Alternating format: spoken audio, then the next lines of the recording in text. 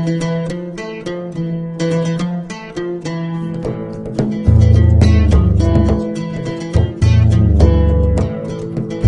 always say, we want to liberate you, we want to help you. I feel so upset. I'm like, liberate someone else. I don't want to be liberated. I'm liberal already. I am free already. It is not your duty to free me. Please free someone else or free yourself from your silly thoughts. Why as well? Because it's my religion, my religious duty. So I can try to think of reasons why the hijab, why the veil is very important. But I will never find out until I die and I can ask God.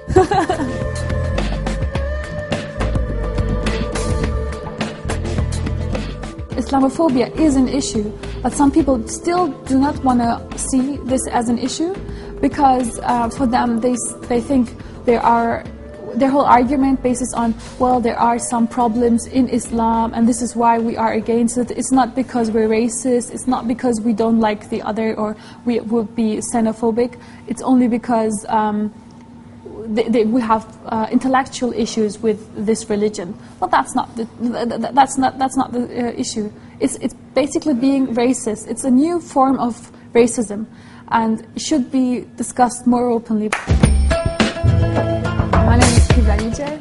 I'm 22 years old and I'm studying politics, working for several magazines and newspapers. I'm also a blogger. My blog is called Ein Fremdwörterbuch, which is about Islam, politics, my life, the cultures I see, and also about art and music. Ja, und dann war es vorbei. Ich habe erst mal gedacht, die scherzen wohl. Ich nach Türkei. Und dann sagt er zu mir, wieso kannst du kein Deutsch?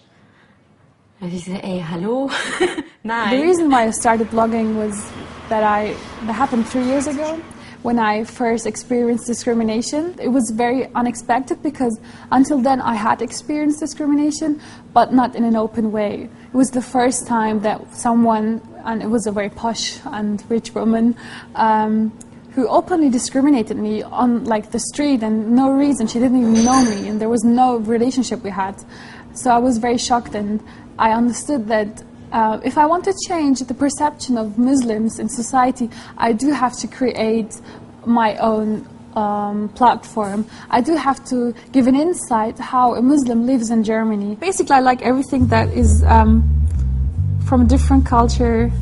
Okay, and there's one really nice band called Ottoman Empire Sound System.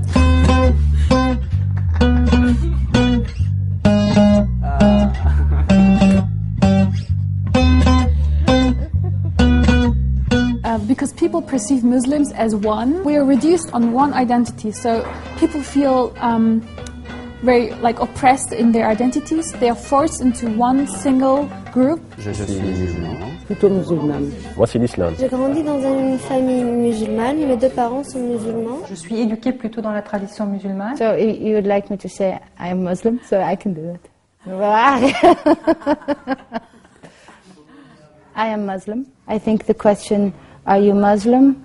It's difficult to answer because the person who asks already has an image to what it is. So what do you mean by Muslim? Are you religious? What does that mean? So What does that mean for you? For what a Muslim? Yeah.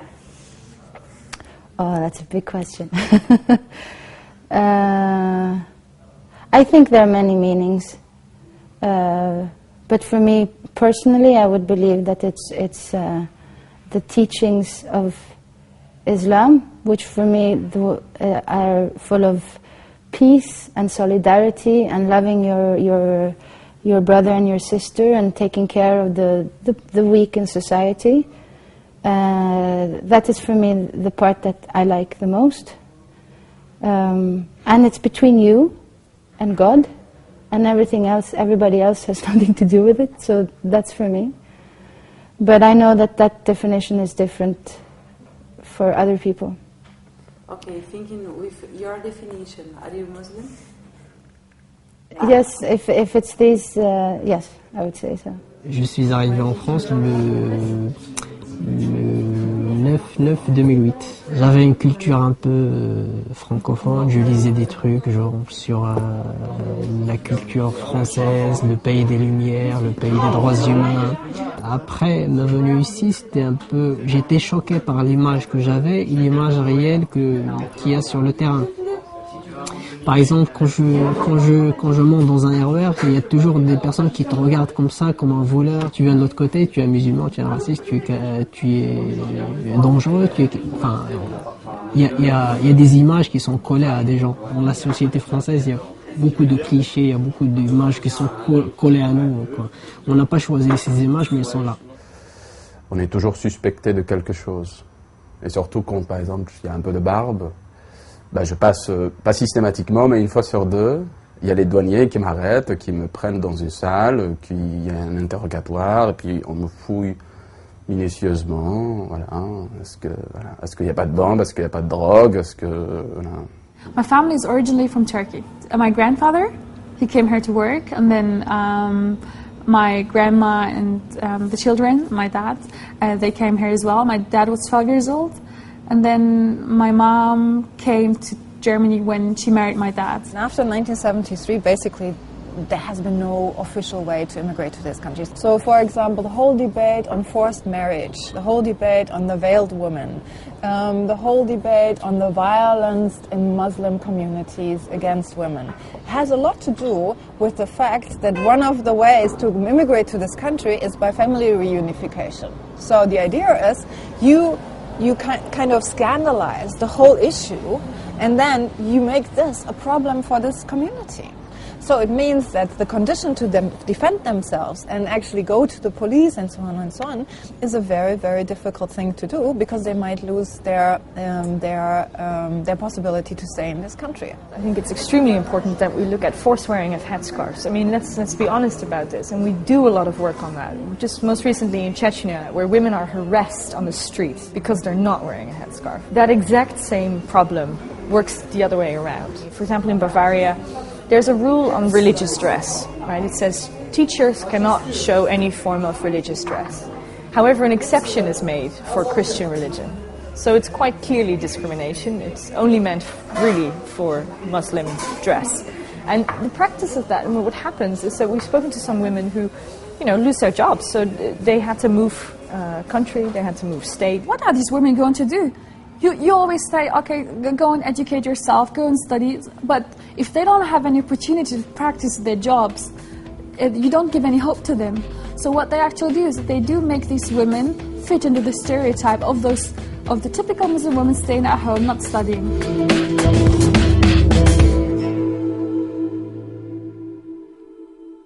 Entschuldigung, was halten Sie von Thilo Sarrazins neuem Buch Deutschland schafft sich ab? Ja, selbst von den Sarazenen, und die Sarazenen haben dumme Gene, sind Araber. Wenn ich so recht überlege, sind hier what happened in Germany was we did have a good debate about Islam, about Muslims, about migrants and integration in Germany. But then there was a book published by Sarrazin which destroyed the whole debate we had, because suddenly we were talking about genetics. He made Muslims into an ethnicity. So for him, it was a whole genetic issue, and Muslims were sillier than other populations, other communities. And the whole debate is now currently on a level that I'm ashamed of. I think that in recent years, because of all these conflicts and all these problems, more and more people do not feel comfortable in Germany anymore.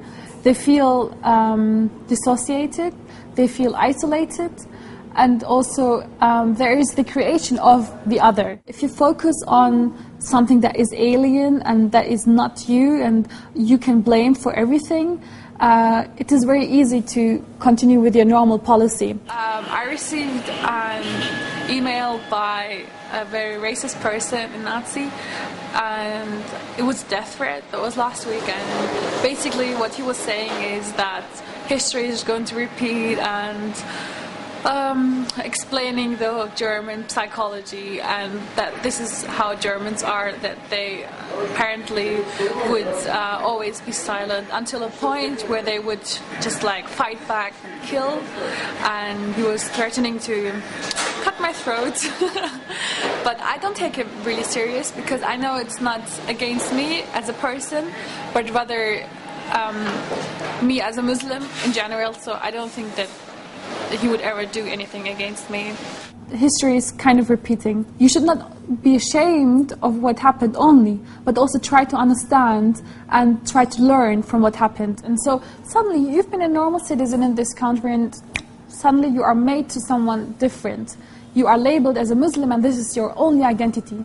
But that's not the reality. A Muslim is not only a Muslim is also someone who likes pop music or hip-hop or punk, or someone who loves art, and someone who's interested in theater, or someone who's interested in a certain political situation, who's active in different fields. So we have various identities. To make it possible to see an individual, to understand a Muslim, I wanted to show myself and my life to make people understand and to give up their prejudices.